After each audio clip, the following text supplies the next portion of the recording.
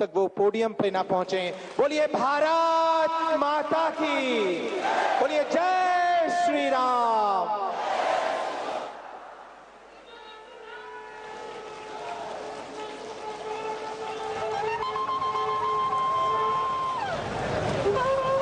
भैया हराओ बोलो, मतंगेश्वर भगवान की, बागेश्वर धाम की जय, जटाशंकर धाम की। अपुन औरण खां मोरी तरफ से दो ही हाथ जोड़ के राम राम जो। कार्यक्रम में उपस्थित मध्य प्रदेश के गवर्नर श्री मंगू भाई पटेल, मुख्यमंत्री भाई मोहन यादव जी, जगत गुरु पूज्य रामभद्राचार्य जी, बागेश्वर धाम के पीठाधीश्वर श्री धरेंद्र शास्त्री जी, दीदी मां साध्वी ऋतंबरा जी, स्वामी चिदानंद सरस्वती जी, महंत श्री बालक योगेश्वर दास जी, इसी क्षेत्र के सांसद विष्णुदेव शर्मा जी, अन्य महानुभाव और प्यारे भाई और बहनों, बहुत ही कम दिनों में मुझे दूसरी बार वीरों की इस धरती बुंदेलखंड आने का सौभाग्य मिला है।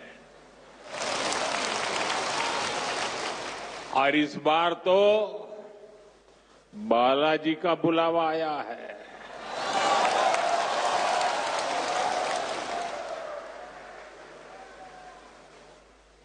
ये हनुमान जी की कृपा है कि आस्था का ये केंद्र अब आरोग्य का केंद्र भी बनने जा रहा है। अभी मैंने यहां Shri Bageshwar Dham medical science and research institute का भूमि पूजन किया है। ये संस्थान 10 एकड़ में बनेगा। पहले चरण में ही इसमें 100 बेड्स की सुविधा तैयार होगी। मैं इस पुनीत कार्य के लिए श्री धीरेन्द्र शास्त्री जी का अभिनंदन करता हूं और बुंदेलखंड के लोगों को बहुत बहुत बधाई देता हूं। साथियों, आजकल हम देखते हैं कि नेताओं का एक वर्ग ऐसा है जो धर्म का मखौल उड़ाता है, उपहास उड़ाता है, लोगों को तोड़ने में जुटा है। और बहुत बार विदेशी ताकतें भी इन लोगों का साथ देकर देश और धर्म को कमजोर करने की कोशिश करती दिखती है। हिंदू आस्था से नफरत करने वाले ये लोग सदियों से किसी न किसी भेष में रहते रहे हैं। गुलामी की मानसिकता से घिरे हुए लोग हमारे मत, मान्यताओं और मंदिरों पर हमारे संत, संस्कृति और सिद्धांतों पर हमला करते रहते हैं। ये लोग हमारे पर्व, परंपराओं और प्रथाओं को गाली देते हैं। जो धर्म, जो संस्कृति स्वभाव से ही प्रगतिशील है, उस पर ये कीचड़ उछालने की हिम्मत दिखाते हैं। हमारे समाज को बांटना, उसकी एकता को तोड़ना ही इनका एजेंडा है। इस माहौल में मेरे छोटे भाई धीरेन्द्र शास्त्री जी काफी समय से देश में एकता के मंत्र को लेकर लोगों को जागरूक करते रह रहे हैं। अब उन्होंने समाज और मानवता के हित में एक और संकल्प लिया है। इस कैंसर संस्थान के निर्माण की ठानी है। यानी अब यहां बागेश्वर धाम में भजन, भोजन और निरोगी जीवन तीनों का आशीर्वाद मिलेगा। साथियों, हमारे मंदिर, हमारे मठ, हमारे धाम, ये एक और पूजन और साधना के केंद्र रहे हैं, तो दूसरी ओर विज्ञान और सामाजिक चिंतन के भी, सामाजिक चेतना के भी केंद्र रहे हैं।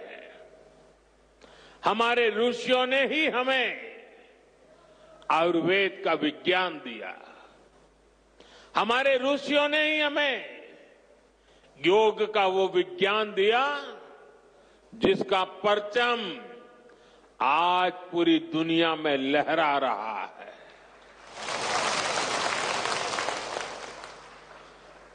हमारी तो मान्यता ही है, परहित सरिस धर्म नहीं भाई, अर्थात दूसरों की सेवा, दूसरों की पीड़ा का निवारण ही धर्म है। इसलिए नर में नारायण, जीव में शिव, इस भाव से जीव मात्र की सेवा, यही हमारी परंपरा रही है। आजकल हम देख रहे हैं महाकुंभ की हर तरफ चर्चा हो रही है। महाकुंभ अब पूर्णता की ओर है। अब तक करोड़ों लोग वहां पहुंच चुके हैं। करोड़ों लोगों ने आस्था की डुबकी लगाई है, संतों के दर्शन किए हैं। अगर इस महाकुंभ की तरफ नजर करें तो सहज भाव उड़ जाता है, ये एकता का महाकुंभ है। आने वाली सदियों तक 144 वर्ष के बाद हुआ ये महाकुंभ एकता के महाकुंभ के रूप से प्रेरणा देता रहेगा और देश की एकता को मजबूती देने का अमृत परोसता रहेगा। लोग सेवा भाव से लगे हुए जो भी कुंभ में गया है, एकता के दर्शन तो किए ही हैं, लेकिन जिन जिन से मेरा मिलना हुआ है, दो बातें महाकुंभ में गए हुए हर व्यक्ति के मुंह से हिंदुस्तान के कोने कोने में सुनाई देती है। एक, वे जी भर करके स्वच्छता कर्मियों की उनके गुणगान करते हैं। 24 घंटे जिस सेवा भाव से इस एकता के महाकुंभ में स्वच्छता के कार्य को संभाल रहे हैं, मैं आज उन सभी स्वच्छता के साथियों को आदरपूर्वक नमन करता हूं। दूसरी एक विशेषता है जो हमारे देश में बहुत कम सुनने को मिलती है, और इस बार मैं देख रहा हूं एकता के इस महाकुंभ से आए हुए हर यात्री कह रहा है कि इस बार एकता के महाकुंभ में पुलिस कर्मियों ने जो काम किया है, एक साधक की तरह, एक सेवाव्रती की तरह पूरी नम्रता के साथ देश के कोटि कोटि जनों को संभालना, इस एकता के महाकुंभ में जिन पुलिस कर्मियों ने देश के लोगों का दिल जीत लिया है, वे भी बधाई के पात्र है। लेकिन भाइयों बहनों, प्रयागराज के इसी महाकुंभ में इसी सेवा भावना के साथ अनेक विध समाज सेवा के प्रकल्प चल रहे हैं, जिसकी तरफ मीडिया का तो ध्यान जाना बड़ा मुश्किल है, लेकिन ज्यादा चर्चा भी नहीं हुई है। अगर मैं सभी इस सेवा प्रकल्पों की चर्चा करूं तो शायद मेरा अगला कार्यक्रम डिस्टर्ब हो जाएगा, लेकिन मैं एक का उल्लेख करना चाहता हूं। इस एकता के महाकुंभ में नेत्र महाकुंभ चल रहा है। इस नेत्र महाकुंभ में देश के कोने कोने से आए हुए यात्री, गरीब परिवारों से आए हुए लोग, उनकी आंखों की जांच होती है, मुफ्त में होती है। नेत्र चिकित्सक, देश के गणमान्य डॉक्टर 2 महीने से वहां बैठे हुए हैं, और इस नेत्र महाकुंभ में अब तक 2 लाख से ज्यादा मेरे भाई बहनों की आंखों की जांच हो चुकी है। करीब 1.5 लाख लोगों को निःशुल्क दवाई और चश्मे दिए गए हैं, और कुछ लोग ऐसे पाए गए जिनके मोती बिंदु के ऑपरेशन की जरूरत थी। तो इस नेत्र महाकुंभ से चित्रकूट और अगल बगल के स्थानों पर जहां पर अच्छी नेत्र चिकित्सा की अस्पतालें थी, करीब 16,000 मोतियाबिंद के ऑपरेशन के लिए उन अस्पतालों में भेज करके एक भी पैसा का खर्च बिना उन सबके मोतियाबिंद के ऑपरेशन किए गए हैं। ऐसे कितने ही अनुष्ठान इस एकता के महाकुंभ में चल रहे हैं। भाइयों बहनों, ये सब कौन कर रहा है? हमारे साधु संतों के मार्गदर्शन में हजारों डॉक्टर्स, हजारों स्वयंसेवक स्वतः स्फूर्त भाव से, समर्पित भाव से, सेवा भाव से इसमें लगे हुए हैं। जो लोग एकता के इस महाकुंभ में जा रहे हैं, वो इन प्रयासों की सराहना कर रहे हैं। भाइयों बहनों, ऐसे ही भारत में कितने ही बड़े बड़े अस्पताल भी हमारी धार्मिक संस्थाओं द्वारा चलाए जा रहे हैं। धार्मिक ट्रस्ट के द्वारा हेल्थ और साइंस से जुड़े कितने ही रिसर्च इंस्टीट्यूट्स चलाए जा रहे हैं। करोड़ों गरीबों का इलाज और सेवा इन संस्थानों में होती है। मेरी दीदी मां यहां बैठी है। अनाथ बालिकाओं के लिए जिस प्रकार से समर्पण भाव से वो सेवा करती है, अपना जीवन बेटियों के लिए उन्होंने समर्पित कर दिया। साथियों, यहीं पास में हमारे बुंदेलखंड का चित्रकूट, प्रभु राम से जुड़ा ये पवित्र तीर्थ खुद दिव्यांगों और मरीजों की सेवा का कितना बड़ा केंद्र है। मुझे खुशी है इस गौरवशाली परंपरा में बागेश्वर धाम के रूप में एक और नया अध्याय जुड़ने जा रहा है।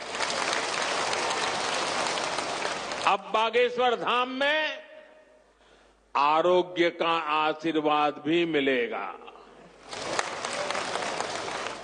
मुझे बताया गया है यहां 2 दिन बाद महाशिवरात्रि के दिन 251 बेटियों के सामूहिक विवाह महोत्सव का भी आयोजन होगा। मैं इस पुण्य कार्य के लिए भी बागेश्वर धाम की सराहना करता हूं। मैं सभी नवविवाहिता दंपतियों को, मेरी बेटियों को सुंदर और सुखी जीवन के लिए अग्रिम बधाई देता हूं, हृदय से आशीर्वाद देता हूं।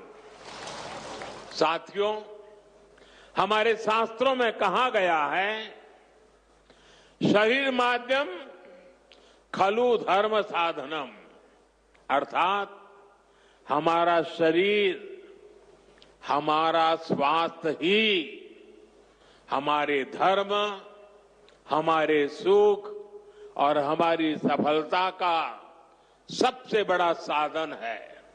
इसलिए जब देश ने मुझे सेवा का अवसर दिया तो मैंने सबका साथ सबका विकास के मंत्र को सरकार का संकल्प बनाया और सबका साथ सबका विकास के इस संकल्प का भी एक बड़ा आधार है सबका इलाज, सबको आरोग्य। इस विजन को पूरा करने के लिए हम अलग अलग स्तर पर फोकस कर रहे हैं। हमारा फोकस है बीमारी से बचाव पर।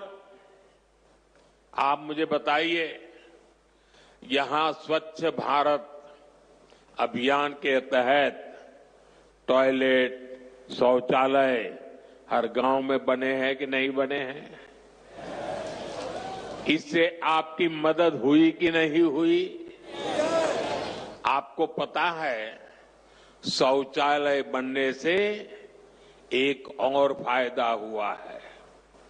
शौचालय बने हैं तो गंदगी से होने वाली बीमारियां भी कम हुई है। एक स्टडी कहती है जिन घरों में शौचालय बने हैं वहां हजारों रुपये बीमारी पर खर्च होने से बचे हैं। साथियों, 2014 में हमारी सरकार आने से पहले हालात ये थी कि देश में गरीब जितना बीमारी से नहीं डरता था उससे ज्यादा डर उसे इलाज के खर्च से लगता था। अगर परिवार में कोई एक व्यक्ति भी गंभीर बीमारी का शिकार हो जाए तो पूरा परिवार संकट में आ जाता था। मैं भी आप सबकी तरह गरीब परिवार से निकला हूं।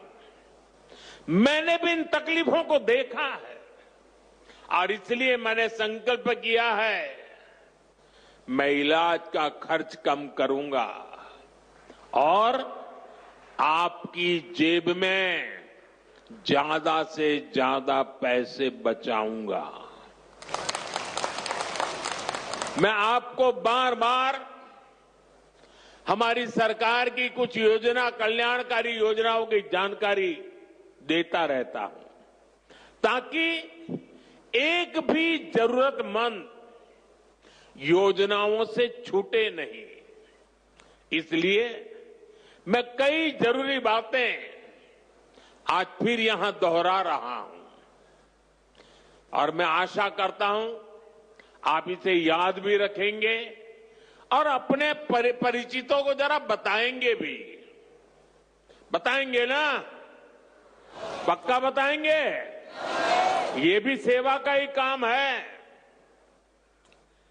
इलाज के खर्च का बोझ कम होना चाहिए कि नहीं होना चाहिए? इसलिए मैंने हर गरीब के मुफ्त इलाज की व्यवस्था कर दी है।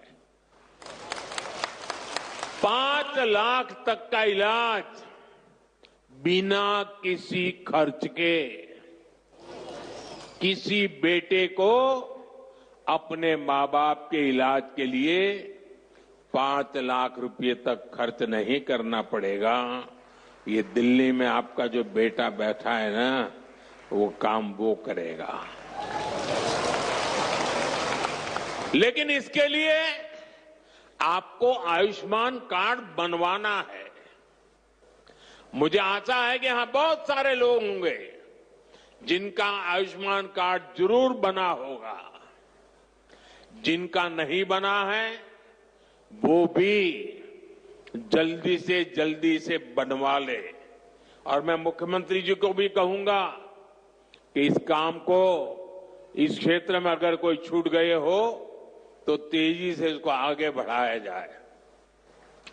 साथियों, एक और बात आज आपको याद रखनी है। अब गरीब, अमीर, मध्यम वर्ग, कोई भी परिवार हो, परिवार में 70 साल से अधिक उम्र के सभी बुजुर्गों के लिए भी मुफ्त इलाज के लिए आयुष्मान कार्ड बन रहे हैं। ये कार्ड भी ऑनलाइन ही बन जाएंगे। इसके लिए कहीं किसी को कोई पैसा देना नहीं है और अगर कोई पैसे मांगता है तो सीधे मुझे चिट्ठी लिखना, बाकी काम मैं कर लूंगा।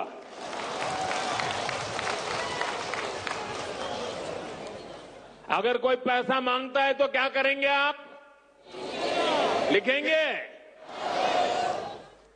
मैं इन संत महात्माओं को भी कहता हूं कि आप भी जरा आयुष्मान कार्ड का प्रबंध कर दीजिए ताकि आपको कभी बीमारी में मुझे सेवा करने का मौका मिले। आपको तो बीमारी आने वाली नहीं है, लेकिन अगर कहीं आ जाए तो। भाइयों बहनों, कई बार इलाज के लिए अस्पताल में भर्ती होने की जरूरत नहीं पड़ती है। डॉक्टर की लिखी दवाई घर पर ही खानी पड़ती है। ऐसे में मेडिकल स्टोर से सस्ती दवाई मिले, मैंने इसका भी इंतजाम किया है। इस खर्च को कम करने के लिए देश में 14,000 से ज्यादा जन औषधि केंद्र खोले गए हैं। और ये जन औषधि केंद्र ऐसे हैं कि जो दवाई बाजार में 100 रुपये में मिलती है, जन औषधि केंद्र में वही दवाई सिर्फ 15, 20, 25 रुपये में मिल जाती है। अब आपका पैसा बचेगा कि नहीं बचेगा? तो आपको जन औषधि केंद्र से दवाई लेनी चाहिए कि नहीं लेनी चाहिए?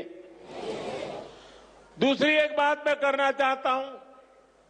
आजकल बहुत बार खबरें आती हैं, गांव-गांव किडनी की भी बीमारी काफी फैल रही है।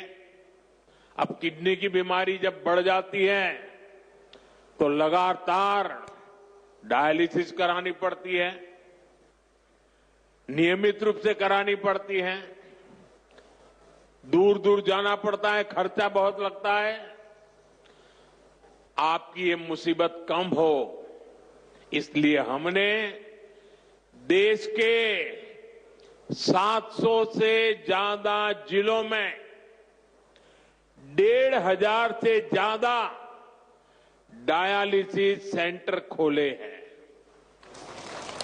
यहां मुफ्त डायलिसिस की सुविधा भी उपलब्ध है। सरकार की इन सब योजनाओं की जानकारी आपको भी होनी चाहिए और आपको अपने परिचितों में भी सबको बताना चाहिए। तो मेरा इतना काम करोगे? जरा सब हाथ ऊपर करके बताइए, करोगे? आपको पुण्य मिलेगा। ये सेवा का काम है। साथियों, बागेश्वर धाम में कैंसर मरीजों के लिए इतना बड़ा अस्पताल खुलने जा रहा है, क्योंकि कैंसर अब हर जगह बड़ी परेशानी बन रहा है। इसलिए आज सरकार, समाज, संत सब कैंसर के खिलाफ लड़ाई में मिलकर प्रयास कर रहे हैं। भाइयों बहनों, मुझे पता है गांव में अगर किसी को कैंसर हो जाए तो उससे लड़ना कितना मुश्किल होता है। पहले तो बहुत दिनों तक पता ही नहीं चलता कि कैंसर हुआ है। बुखार और दर्द की घरेलू दवाएं ही आमतौर पर लोग लेते रहते हैं और कुछ लोग तो पूजा जाप में चले जाते हैं, किसी तांत्रिकों के हाथ में फंस जाते हैं। जब तकलीफ बहुत बढ़ जाती है या गांठ दिखने लगती है, तब जाकर बाहर दिखाते हैं, तब पता चलता है कि कैंसर हुआ है। और कैंसर का नाम सुनते ही पूरे घर में मातम छा जाता है, सब कोई घबरा जाता है, सारे सपने चूर चूर हो जाते हैं और ये भी समझ नहीं आता कि कहां जाना है, कहां इलाज कराना है। ज्यादातर लोगों को दिल्ली, मुंबई का ही पता होता है। इसलिए हमारी सरकार इन सब तकलीफों के समाधान में लगी है। इस साल जो बजट आया है उसमें भी कैंसर से लड़ने के लिए कई सारी घोषणाएं की गई है और मोदी ने तय किया है कि कैंसर की दवाओं को और सस्ता किया जाएगा। अगले 3 साल में देश के हर जिले में कैंसर डे केयर सेंटर खोले जाएंगे। डे केयर सेंटर में जांच भी होगी और आराम करने की सुविधा भी होगी। आपके पड़ोस में ही जो जिला अस्पताल है, चिकित्सा केंद्र हैं, वहां कैंसर क्लिनिक भी खोले जा रहे हैं। लेकिन भाइयों बहनों, आपको मेरी एक बात अच्छी लगे या बुरी लगे, लेकिन इसको कुछ करना ही पड़ेगा। याद रखना और जीवन में लागू करना। कैंसर से सुरक्षा के लिए आपको भी सावधान और जागरूक होना पड़ेगा। सबसे पहली सावधानी ये है कि समय से कैंसर की पड़ताल, क्योंकि एक बार कैंसर फैल गया तो उसे हराना उतना ही मुश्किल हो जाता है। इसलिए हम 30 साल से ज्यादा उम्र के सभी लोगों की जांच के लिए एक अभियान चला रहे हैं। आप सबको इस अभियान का फायदा उठाना चाहिए, हिस्सा बनना चाहिए। लापरवाही नहीं करनी है। थोड़ी सी भी जो शंका हो तो कैंसर की तुरंत जांच करवानी है। एक और बात, कैंसर को लेकर सही जानकारी भी बहुत जरूरी है। ये कैंसर किसी को छूने से नहीं होता है। ये छुआछूत की बीमारी नहीं है। ये छूने से नहीं फैलती है। कैंसर का खतरा बीड़ी, सिगरेट, गुटखा, तंबाकू और मसाले से बढ़ता है। ये माताएं बहनें ज्यादा खुश हो रही है मेरी बात सुन के। इसलिए कैंसर फैलाने वाले इस सब नशे से आपको तो दूर रहना ही है, औरों को भी उससे दूर रखना है। अपने शरीर और स्वास्थ्य का ख्याल रखना है। और मैं आशा करता हूं, अगर हम सावधानी रखेंगे तो बालेश्वर धाम के कैंसर अस्पताल पर बोझ नहीं बनेंगे। यहां आने की जरूरत नहीं पड़ेगी। तो सावधानियां रखोगे ना? लापरवाही तो नहीं करोगे ना? साथियों, मोदी आपका सेवक बनकर आपकी सेवा में जुटा है। मैं पिछली बार जब छतरपुर आया था तो यहां मैंने हजारों करोड़ रुपए की योजनाओं का लोकार्पण और शिलान्यास किया था और अभी मुख्यमंत्री जी ने इसका वर्णन भी किया। आपको ध्यान होगा, इनमें 45,000 करोड़ रुपए की केन बेतवा लिंक परियोजना भी थी। ये परियोजना कितने दशकों से लटकी हुई थी। कितनी सरकारें आई चली गई। हर पार्टी के नेता भी बुंदेलखंड आते थे, लेकिन यहां पानी की किल्लत बढ़ती ही चली गई। आप मुझे बताइए, पिछली किसी सरकार ने अपना वादा पूरा किया क्या? ये काम भी तब शुरू हुआ जब आपने मोदी को आशीर्वाद दिया। पीने का पानी और उसका संकट दूर करने के लिए भी तेजी से काम हो रहा है। जल जीवन मिशन यानी हर घर जल परियोजना के तहत बुंदेलखंड के गांव-गांव में पाइप से पानी पहुंचाया जा रहा है।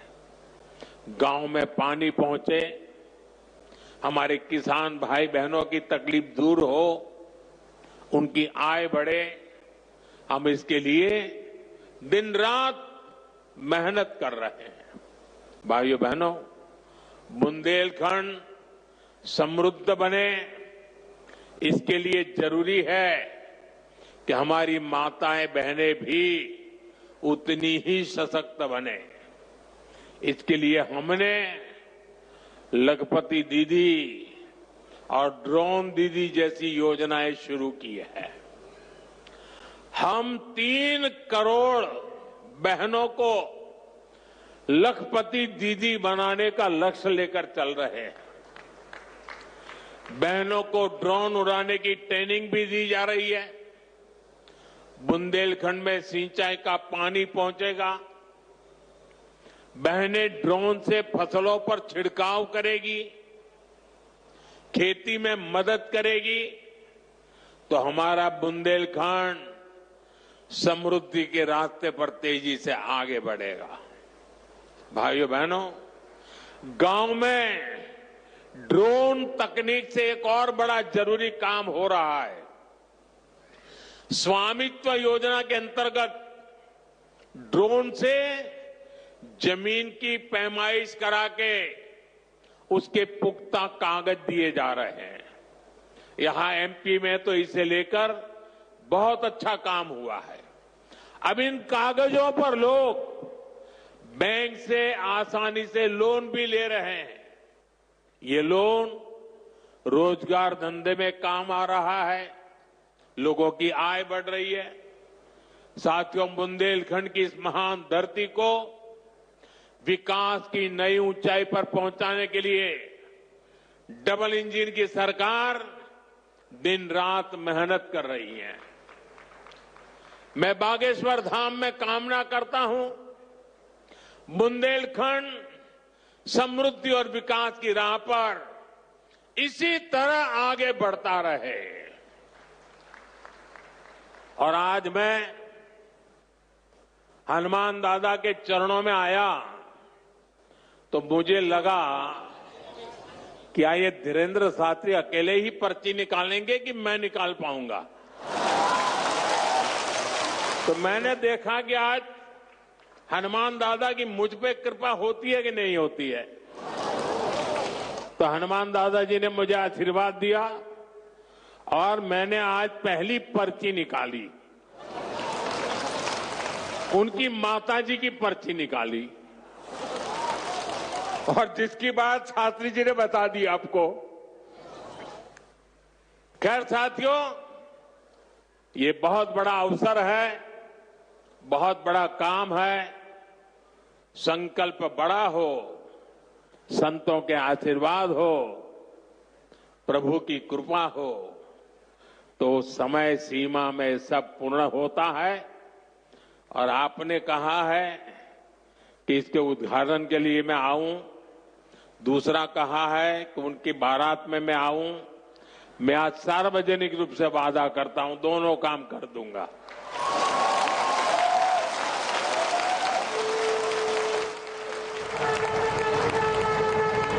आप सभी को एक बार फिर मेरी बहुत बहुत शुभकामनाएं, बहुत बहुत धन्यवाद। हर हर महादेव।